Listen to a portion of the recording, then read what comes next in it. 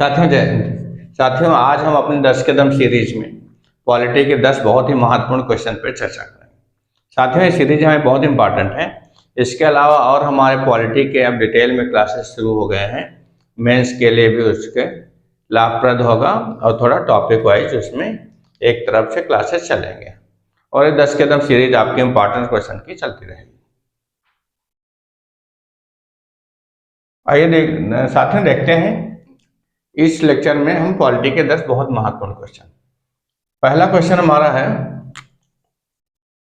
किस अनुच्छेद के तहत देवनागरी में लिखी हिंदी भाषा को राजभाषा घोषित किया गया। तो ये बहुत इंपॉर्टेंट अनुच्छेद था आपका, कौन सा था? 343, आर्टिकल 343। 343(1) में जो था आपका आर्टिकल 343(1) में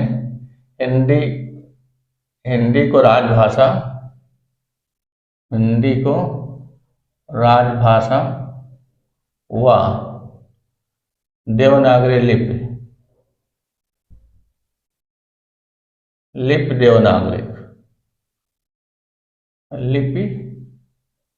देवनागरी ये जो है संवैधानिक दर्जा प्राप्त हुआ। और आर्टिकल 343(2) में क्या था कि 15 वर्ष तक इंग्लिश को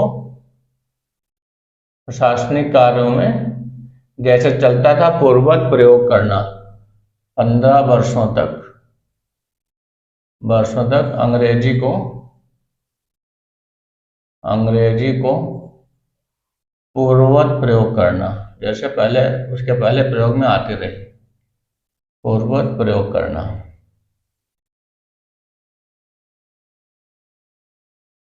इस प्रकार से आपका राजभाषा घोषित किया गया अनुच्छेद 343(1) के तहत।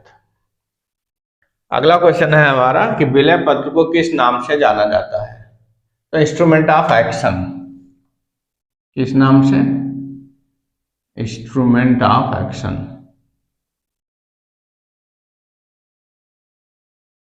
इंस्ट्रूमेंट ऑफ एक्शन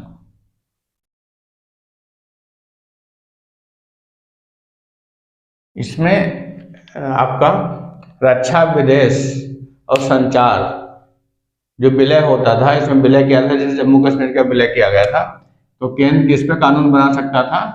रक्षा, विदेश व संचार। संचार केंद्र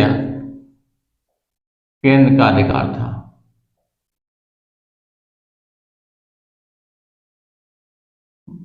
केंद्र का अधिकार था, मतलब केंद्र इस पे कानून बना सकता था, बाकी पे राज्य। ठीक है, तो इसको इंस्ट्रूमेंट ऑफ एक्शन कहा जाता था। किस भाषण को भाग्य वधु चिर प्रतीक्षित भेंट कहा गया? जो स्वतंत्रता जब हुई थी, आजादी मिली थी, उस अवसर पर 14-15 अगस्त 1947 में पंडित जवाहरलाल नेहरू द्वारा दिए गए भाषण को भाग्य वधु चिर प्रतीक्षित भेंट कहा गया। पंडित जवाहरलाल नेहरू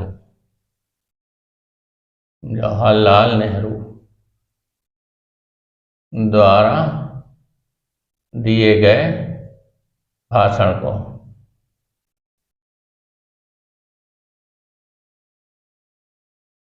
भाग्य वधु चिर प्रतीक्षित भेंट।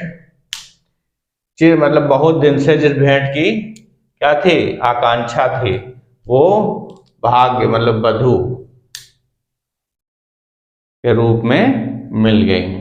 बहुत ही अनमोल चीज, जिसका आकांक्षा होना वर्षों वर्ष से वो प्राप्त होना, तो उस भाषण को ये कहा गया।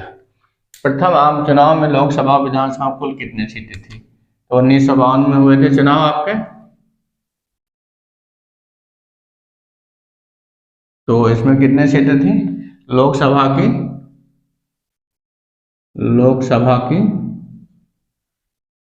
450 सीटें थी उस समय कुल, और विधानसभा की 3283 सीटें थी आपकी। विधानसभा की 3283 सीट टोटल।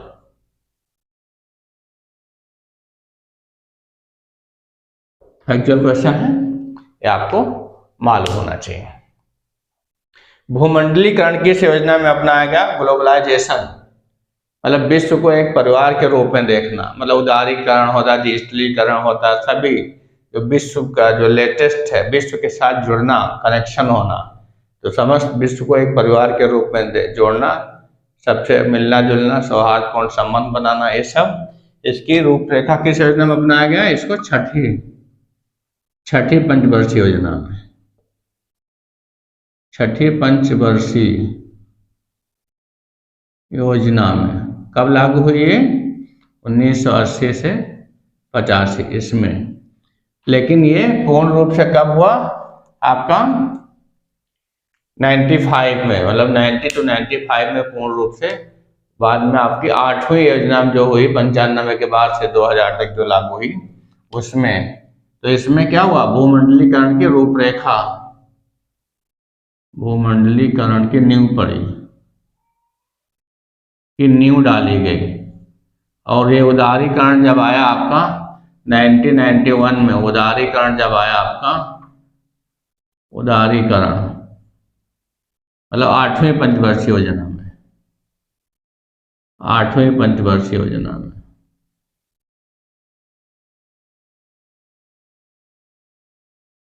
तो उदारीकरण जब नीति लागू हुई उस समय, उसके बाद ग्लोबलाइजेशन जो है वो समझ लीजिए अपनाया गया ठीक से।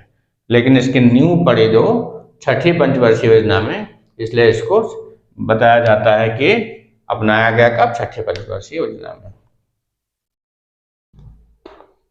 अगला क्वेश्चन है मेरा, संयुक्त राष्ट्र संघ के प्रमुख अंग कितने हैं?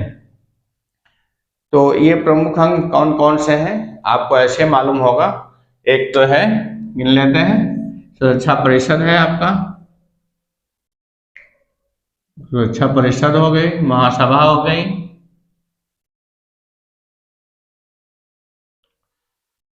आपकी और होता है, और अंतर्राष्ट्रीय न्यायालय हो गया आपका, एक ट्रस्टीशिप काउंसिल भी है, ट्रस्टीशिप काउंसिल है, अंतर्राष्ट्रीय न्यायालय है, अंतर्राष्ट्रीय न्यायालय,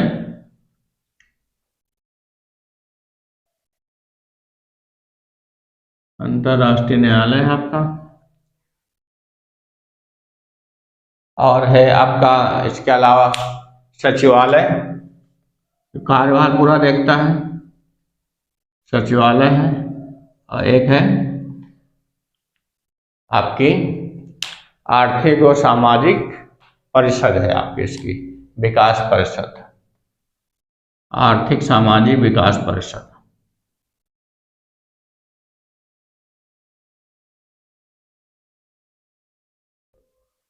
विकास परिषद ये मुख्य रूप से हमारे संयुक्त राष्ट्र संघ के प्रमुख अंग हैं। 24 अक्टूबर 1945 में इसकी स्थापना हुई थी द्वितीय विश्व युद्ध के बाद, जिससे पूरे विश्व में शांति कायम रह सके, आगे युद्ध की स्थिति उत्पन्न न हो। विश्व का प्राचीनतम राजतंत्र वाला देश, वैसे राजतंत्र भारत में भी रहा है और आपका रूस में भी रहा है, और लेकिन सबसे पुराना कहाँ? जापान। कहाँ का? जापान। जापान में सबसे प्राचीनतम राजतंत्र वाला देश माना जाता है। हमारे देश में भी राजतंत्र रहा, पहले राजा लोग शासन करते थे, और रूस रशिया में भी रहा हमारा जो राजतंत्र रहा आपका। सॉरी, कहाँ रहा? यूके में रहा, यूनाइटेड किंगडम में, सॉरी रशिया में नहीं, यूनाइटेड किंगडम में रहा, यूके में, नॉट यूएसआर, ये यूके में रहा, तो इसमें भी रहा आपका। तो राजतंत्र सबसे लेकिन पुराना कहाँ? जापान में। दक्षेस क्या है? इंपॉर्टेंट क्वेश्चन है। फुल फॉर्म क्या है? South Asian association of regional cooperation, south Asian association of regional cooperation इसका फुल फॉर्म है। क्या है? South Asian association of regional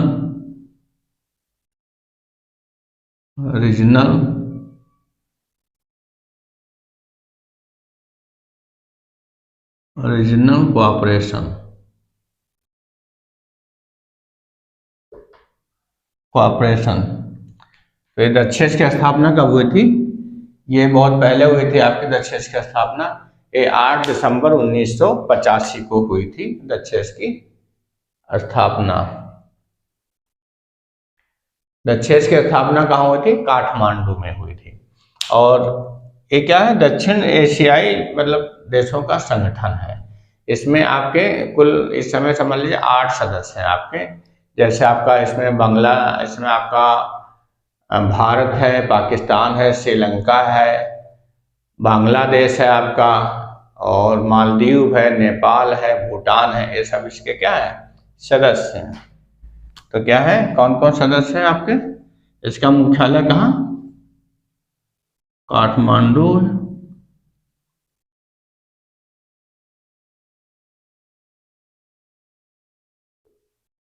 Kathmandu है। तो इसमें भारत है आपका। इसके सदस्य देशों के नाम क्या क्या है? भारत, पाक, श्रीलंका, भारत पाक है, श्रीलंका है आपका, बांग्लादेश है आपका, और आपके कौन कौन से हैं? मालदीव है, नेपाल है, भूटान है। मालदीव है आपका, नेपाल है, भूटान है। 1 2 3 4 5 6 7 और कौन से इसके? और इसका कौन सा सदस्य जो है आपका बना? इसका एक और बाद में सबसे बना, अफगानिस्तान इसका सदस्य बना। Afghanistan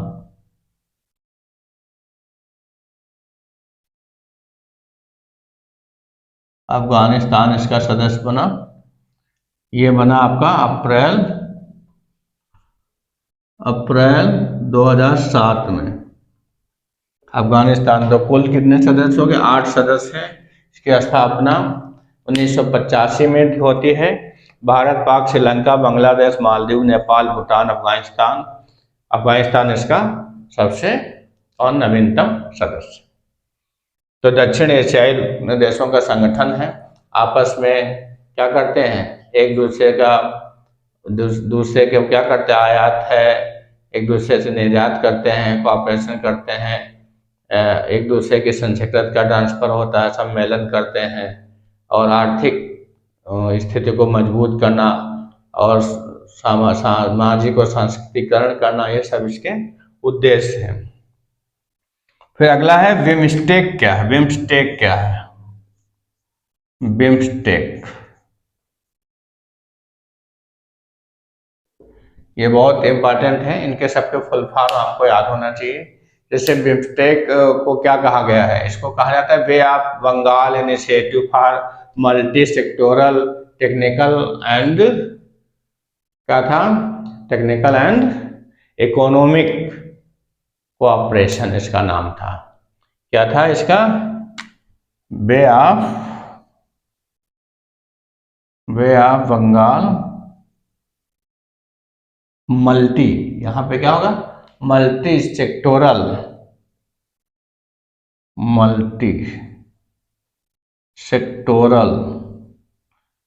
and technical economic technical sectoral आपका bay of Bengal bay of Bengal initiative for, I for initiative होगा, initiative bay of Bengal initiative for multi sectoral technical and economic cooperation, sectoral technical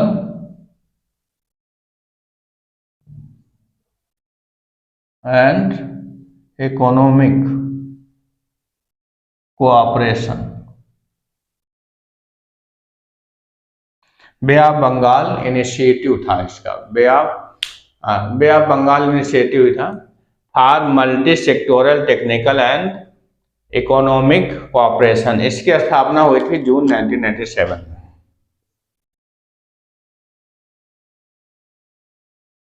इसकी स्थापना जून 1997 में हुई थी।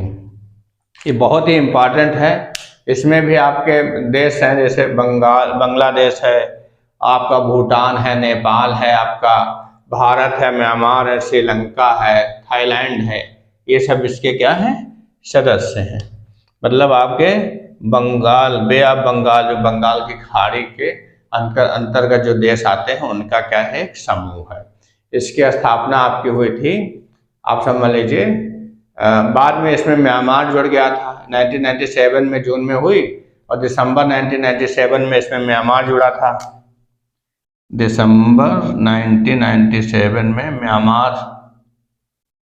म्यांमार था, और बाद में फिर इसका 2004 में आपका इसमें जुड़ा था भूटान और नेपाल। 2004 में भूटान व नेपाल इसके सदस्य बन गए थे। तो इस प्रकार से इसके सदस्य थे बांग्लादेश, भूटान, नेपाल, भारत, म्यांमार, श्रीलंका, थाईलैंड, ये सब इसके सदस्य देश हो गए। कौन कौन से हो गए, आपके बांग्लादेश हो गया, इसका भारत हो गया आपका, भूटान हो गया, नेपाल हो गया, श्रीलंका हो गया, थाईलैंड हो गया।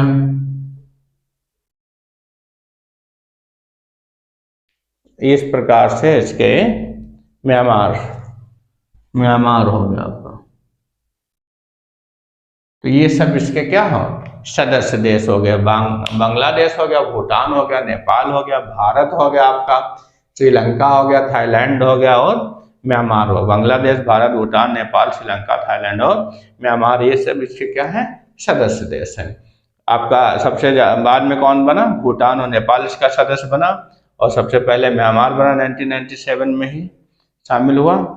तो पहले बांग्लादेश, भूटान आपका था, श्रीलंका था, थाईलैंड था।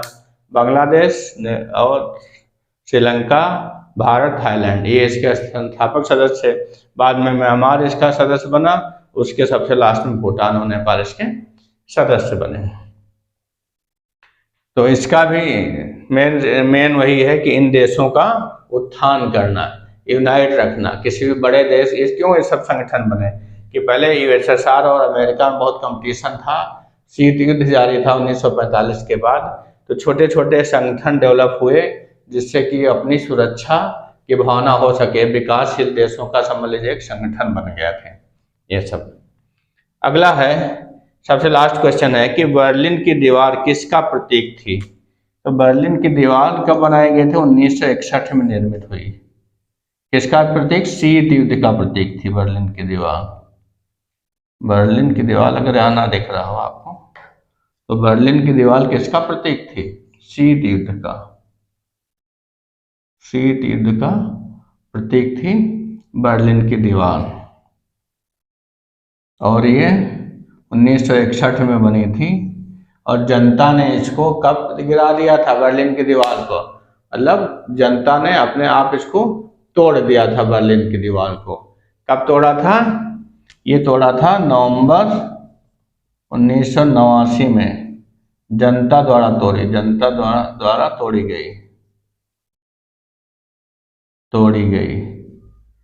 जब ये तोड़ी गई उसके बाद 1991 में विघटन हो जाता है यूएसएसआर का। यूएसएसआर जिसमें रशिया प्रमुख था, तो ये सब, और एक तरफ अमेरिका था। तो यूरोप के कुछ देश इसकी तरफ थे और ज़्यादातर यूरोप और कुछ देश अमेरिका की तरफ। तो शीत युद्ध चलता था, उसी का परिणाम था नाटो का गठन होना। नाटो अमेरिका की तरफ था और ये जो रशिया था इधर लीडर था, तो ये युद्ध चलता था। उसी में बर्लिन दीवार बना दी गई थी कि पूर्वी क्षेत्र उधर बर्लिन दीवार के उधर के अमेरिका के तरफ है और इधर के रशिया के तरफ है, एक दूसरे से कोई संबंध ना रख रहे, इसलिए ये बर्लिन की दीवार बना दी गई थी। पूर्वी और पश्चिमी आपका जर्मनी का विभाजन इसी तौर पे हो गया था। तो जनता ने जब शोषण के तौर पे जब इतना ज़्यादा हो गया, तो इसको जब जनता को ये आइस होती कि हमको जो डिवाइड किया जा रहा है, तो इस दीवार को तोड़ दिया गया जनता ने। उसी के बाद ये विघटन हो जाता है, आपका यूएसएसआर का विघटन हो जाता है 1991 में। तो साथियों ये रहे हमारे बहुत ही इंपॉर्टेंट क्वेश्चन, 10 क्वेश्चन पॉलिटी के। आशा आपको समझ में आया होगा। इसी प्रकार आप हम डेली हमारे इस लेक्चर में बने रहिए और बहुत से लेक्चर्स आपको पड़े हुए हैं। कैलिबर अड्डा को विजिट करिए, प्लीज़ कैलिबर अड्डा को विजिट करिए। तो आपको कैलिबर अड्डा जब विजिट करेंगे तो आपको बहुत से अच्छे अच्छे वीडियो क्वेश्चन का कलेक्शन मिलेगा, जो आपके आने वाले कंपटीशन के लिए बहुत ही उपयोगी है। ये 10 कदम सीरीज देखते रहिए, पूरा कैलिबर अड्डा में जाइए, आपको प्लेलिस्ट देखिए, आपके ये बहुत से यूजफुल वीडियो पड़े हैं जो आपके बहुत आपके छोटे भाइयों के काम, आपके फ्रेंड्स के काम आएंगे। तो प्लीज़ कैलिबर अड्डा को शेयर करिए, अच्छा लगे आप सब्सक्राइब करिए, बेल आइकन ऑन कर लीजिए, जिससे आपको समय से वीडियो मिल जाए और इसका आप लाभ उठा सकें और अपनी लक्ष्य की प्राप्ति को में कैलिबर अड्डा का सहयोग ले सकें। साथियों पढ़ते रहिए, मस्त रहिए, पढ़ाई में व्यस्त रहिए, कैलिबर अड्डा का सहयोग लेके अपने लक्ष्य की पूर्ति करते रहिए। जय हिंद साथियों।